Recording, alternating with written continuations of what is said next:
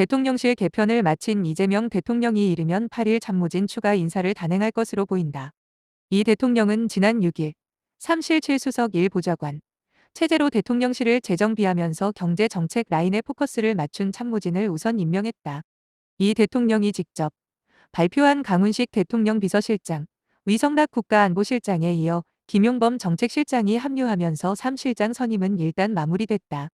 그러나 이 대통령의 정책 구상을 구체화해 다듬고 각 부처와 조율해야 할 수석 비서관급 대부분은 여전히 공백으로 남아있다.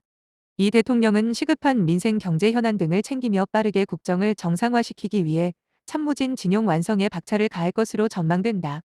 남은 수석급 인사 중에선 검찰 사법개혁을 이끌 민정수석 인선에 관심이 모인다. 오광수 대류가주 변호사가 유력한 가운데 여권 내부에서조차 비토 분위기가 적지 않아 이 대통령의 고심이 깊다. 이 대통령과 사법연수원 동기로 26년간 검찰에서 근무한 오 변호사는 특수통 출신으로 분류된다. 여권에선 검찰 특수통에 대한 거부감에 윤석열 전 대통령과 근무연까지 지적하며 이 대통령의 재고를 촉구하는 목소리까지 터져 나오는 실정이다.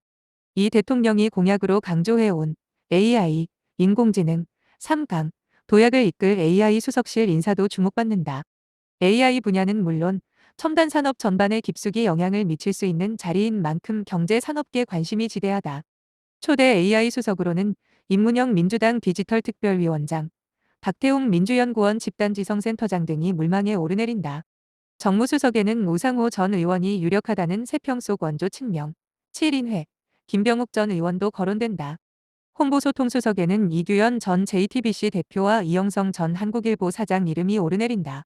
정부 조직 개편과 맞물린 데다 국회 인사청문회를 거쳐야 하는 국무위원 지명은 일부 시급한 부처를 제외하고 숨 고르기에 들어갈 것이란 전망이 나온다.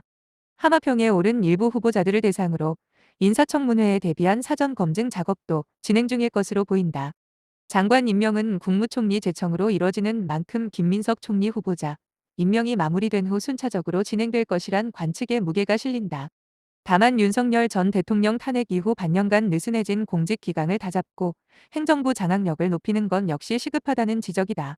이를 위해 이 대통령이 차관급 인사를 조만간 단행할 것이란 전망이 높다.